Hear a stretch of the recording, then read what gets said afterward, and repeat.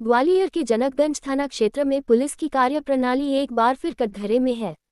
लाखों की चोरी के मामले में 8 दिन बीत जाने के बाद भी पुलिस के हाथ खाली हैं।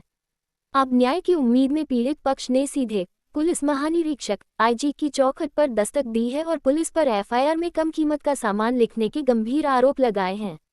मामला जनकगंज थाना क्षेत्र का है, जहां शातिर चोरों ने एक घर को निशाना बनाकर लाखों के माल पर हाथ साफ कर दिया। पीड़ित का आरोप है कि चोरी गए सामान की कीमत लाखों में है, लेकिन पुलिस ने एफआईआर में जानबूझकर कम कीमत दर्ज की है। हैरानी की बात यह है कि पीड़ित ने खुद पुलिस को वारदात के सीसीटीवी फुटेज उपलब्ध कराए हैं, जिसमें कुछ संदिग्ध साफ नजर आ रहे हैं, फिर भी 8 दिन बाद कार्रवाई शून्य है। फरियादी ने बताया, हमने सीसीटीवी फुटेज पुलिस को दिए हैं, लेकिन पुलिस कोई एक्शन नहीं ले रही। हमारी एफआईआर में भी चोरी हुए सामान को कम करके दिखाया गया है। हम न्याय के लिए आईजी साहब के पास आए हैं। वहीं इस पूरे मामले में पुलिस का रटा-रटाया जवाब सामने आया है। पुलिस अधिकारियों का कहना है कि मामले की जांच जारी है और जल्द ही आरोपियों को गिरफ्तार कर सामान बरामद कर लिया जाएगा। क्या नाम आपका? मेरा नाम शकीला है। जी, क्या घटना घटी आपके और क्या वो आज आपने मीडिया बुलाई है? मैंने इसलिए बुलाई है कि मेरे को आज 9 दिन हो गए, मेरे यहाँ कोई भी नहीं आया। मेरा बहुत सारा सामान चला गया, नगद पैसा चला गया। मैं बागदाद शरीफ जा रही थी, तो बच्ची ने मुझसे मांगा तो मैंने है ना रोक दिया पैसा। तो चलो मैं इसको दे दूँगी, मैं बाद में चली जाऊँगी। वो पैसा था मेरा, मेरे बच्चियों, मेरा जेवर था, मेरे अपनी बहू की शादी के लिए रखा था। मेरे बच्चा एक ही है, उसके लिए इकट्ठा कर रही थी। वो ये नहीं किया कि 4-4 बेटियों की शादी कर ली और बेटे के लिए कुछ नहीं करा। मैं उसके लिए सोना इकट्ठा कर रही थी, उसका सोना था, जेवर था बहू का, मेरी बेटियों का था, मेरा था बहुत पुराना। मेरी नानी के करीब क्या क्या सामान चोरी हुआ है आपके? मेरे 3 डोरी डाले हुए हैं बुंदे सोने के, 3 मंगलसूत्र हैं, सोने की चैन है, 7 अंगूठी हैं सोने की, 4 मेरे बेटे की, 1 उनकी है, 2 मेरी है, 1 बहू की है। ऐसे अंगूठी है मेरी, 1 ब्रेसलेट कराई थी, कोई नहीं आया आज तक, कोई नहीं आया। 9 दिन हो गए थाने के चक्कर लगा रहे हैं, कोई नहीं आया। और पूछ रहे हैं तुम्हारे पास इतना आया कहाँ से? मैं जानती हूँ मेरे पास कहाँ से आया। मैंने 1-1 रुपये इकट्ठा करा था अपने पेटे में रहता ना जनागंज। तो किस तारीख को चोरी हुई थी? मेरी 20 तारीख की रात को। तो आप उस समय कहाँ थे? घर पे थे? नहीं, मैं अपने मायके चली गई थी माधोगंज थाने के सामने। 1:30 बजे तो मैं आ भी गई हूँ यहाँ पर।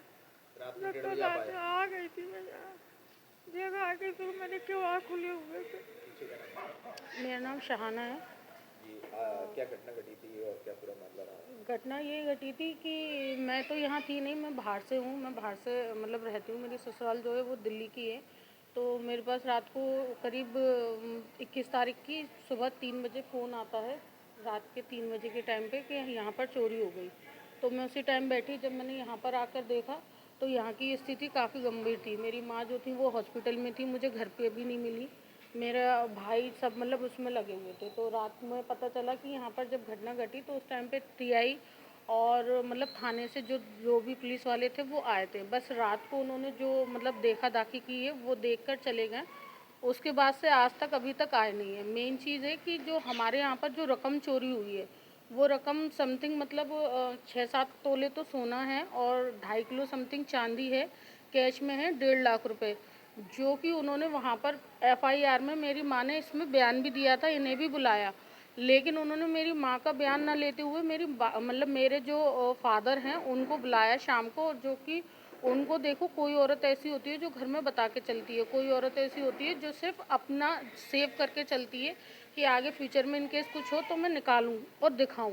तो वही मेरी एक मतलब माँ मेरा वही करती थी। तो मेरे पापा को इतनी नॉलेज नहीं थी, बट उन्होंने फिर भी बताया। तो उसके बावजूद भी उन्होंने जो चोरी है वो सिर्फ 99,000 रुपये की दिखाई है। 1.5 लाख रुपये कैश, जो कि उन्होंने 50,000 रुपये दिखाया है, जो रकम है जिसके पास मेरे पास प्रूफ है कि हाँ हमारे पास इतना गोल्ड है, सुनार से जो हमने लिया है वो हमारे पास इतना गोल्ड है वो, और चांदी भी है। तो फिर उसमें मुझे एक तो ये जानना है कि अभी तक उसमें पूरा उन्होंने मेंशन क्यों नहीं किया है।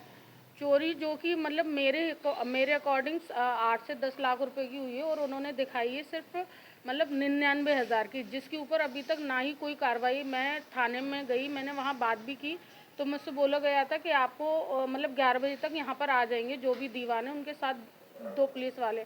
वो भी आज तक नहीं आए। आज पूरे पूरे पूरे 8 दिन हो गए, अभी तक कोई भी नहीं आया है यहाँ पर। फुटेज आपने निकाले वो आपने निकाले या पुलिस के द्वारा? जो सीसीटीवी फुटेज हैं, पुलिस वाले सिर्फ ये है, मेरा भाई है, जब से वो इसी प्रोसेस में लगा हुआ है, उसने पूरे एरिया की फुटेज निकाली है। पहले तो वो यही नहीं बोल रहे थे कि यहाँ पर चोरी हुई है, बट हमने उन्हें प्रूफ दिया कि हाँ देखो हमारे यहाँ चोरी हुई है।